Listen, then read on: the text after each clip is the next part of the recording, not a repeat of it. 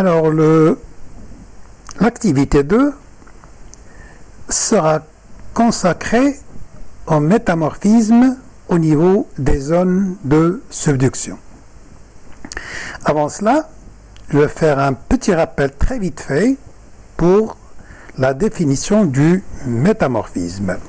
Alors, le métamorphisme, on l'avait vu dans l'activité précédente et on a profité pour l'étudier au niveau des zones de collision. Nous avons commencé tout d'abord par dire que les roches que l'on rencontre dans les zones de collision sont le schiste, le micaschiste et le gneiss. Ces trois roches, l'une se transforme à l'autre, c'est-à-dire que le schiste se transforme en micaschiste, lui-même en gneiss. Et au cours de ce métamorphisme, il y a eu un changement de structure de la roche, il y a eu un changement de la composition minéralogique, et là, je rappelle qu'il faut insister sur deux termes qui sont essentiels, c'est-à-dire l'apparition et la disparition des minéraux. Troisième point, c'est la composition chimique, et on avait dit que la composition chimique était constante, et on pouvait en tirer comme conclusion que les roches schiste, micaschiste, gneiss, ils proviennent de la même roche mère. Quatrième point, on avait dit que la pression, d'après l'expérience de Dobré, pourrait être un facteur conduisant à un métamorphisme. Et enfin, l'expérience de Winkler a prouvé que la température pourrait être l'origine ou le facteur du métamorphisme. Et on avait donné une définition générale du métamorphisme en tant que phénomène naturel, phénomène géologique pendant lequel une roche mère subit un changement de structure, de composition minéralogique, gardant la même composition chimique sous l'effet des facteurs pression, température, et cela dans l'état solide. Alors, pour l'activité que nous allons étudier maintenant, c'est-à-dire le métamorphisme au niveau de la zone de subduction, qu'est-ce qui va être différent? Ce ne sont que les roches que l'on va rencontrer dans la zone de subduction. Mais la définition de métamorphisme, ça reste toujours la même. Et si le schiste, micaschiste, gneiss sont les roches qu'on rencontre dans la zone de collision, quelles sont les roches que l'on va trouver dans la zone de subduction? Alors, les zones de subduction sont caractérisées par des roches métamorphiques résultant de l'enfouissement de la lithosphère océanique, et l'observation de ces roches n'est possible que dans les affleurements ophiolitiques d'anciennes zones de subduction. Alors, quelles sont alors les caractéristiques des roches métamorphiques des zones de subduction? Alors, là, le schéma, il nous est normalement familier parce qu'on a déjà étudié la zone de subduction. Ce que vous voyez ici en bleu, c'est la lithosphère océanique qui plonge et qui s'enfuit sous ce que vous voyez ici, la lithosphère continentale. Alors, la roche que l'on trouve, ou les roches que l'on trouve ici, c'est-à-dire dans la lithosphère océanique, c'est le complexe ophiolitique, à savoir le basalte à la surface, plus profond c'est le gabbro, plus profond c'est, le basalte, puis le complexe doléritique ou les filons doléritiques, puis le gabbro et enfin la péridotite. Alors, qu'est-ce que va devenir le basalte ou le gabbro? Alors, généralement, on vous donne dans l'examen le gabbro, mais on pourrait également vous donner le basalte. Alors, si l'argile était la roche-mère du schiste micaschiste gneiss dans le métamorphisme passé, eh bien, c'est le basalte, ici, qui est une roche volcanique, magmatique.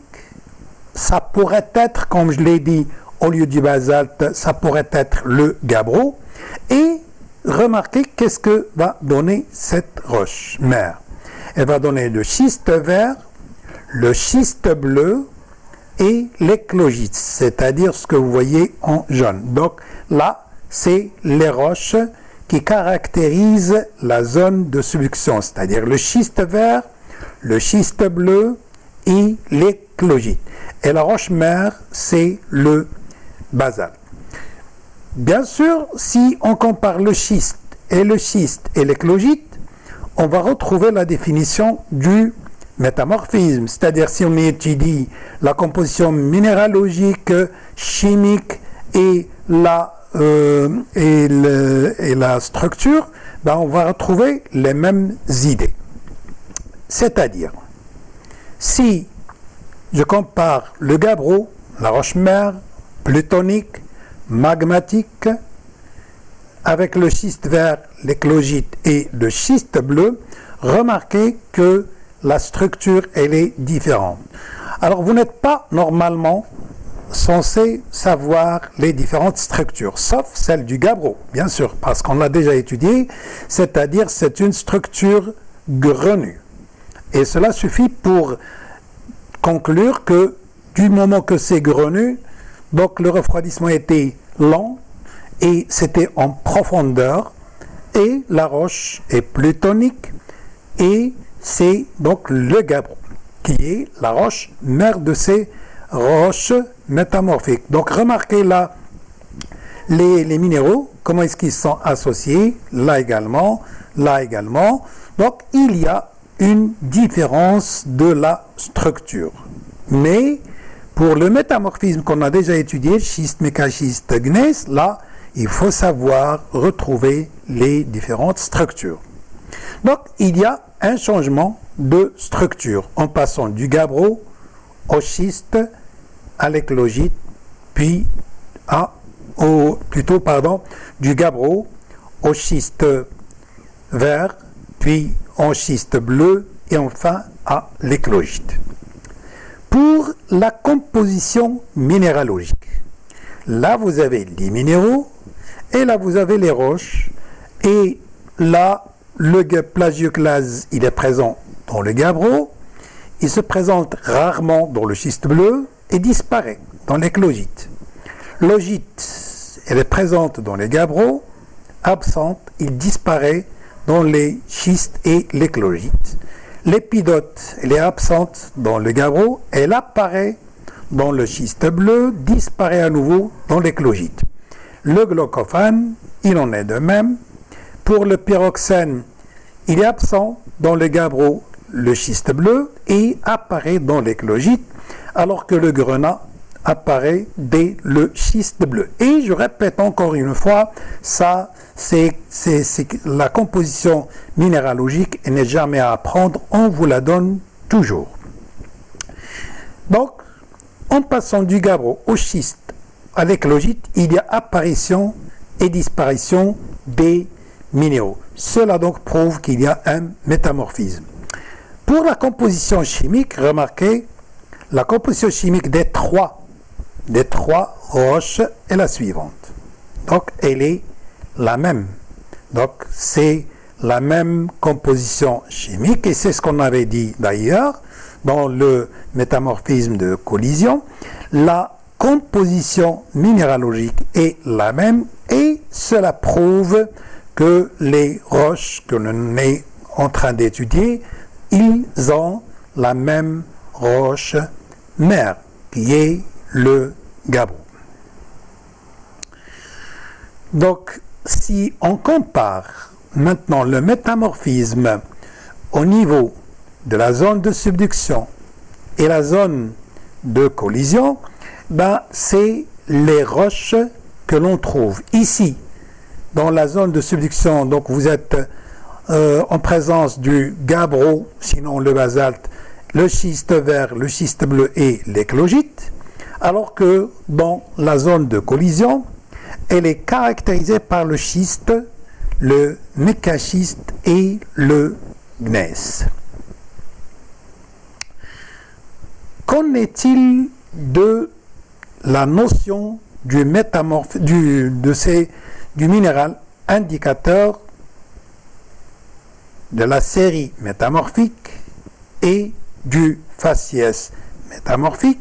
Donc, je vais le repousser pour la vidéo prochaine.